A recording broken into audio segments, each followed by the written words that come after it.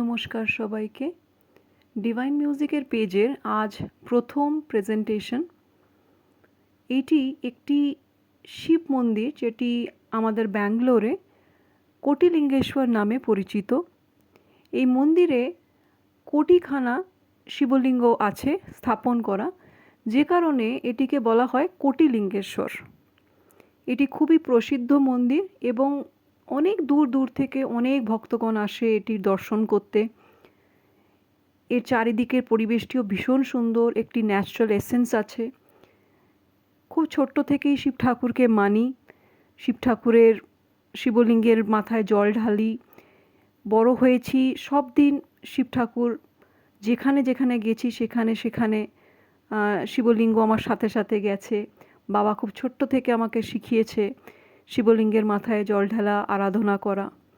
আপনারা কারা কারা শিবের ভক্ত আছেন, কারা কারা শিবের এই মন্দিরে এসছেন জানাবেন। ভালো থাকবেন, আপনাদের কমেন্টের আশায়।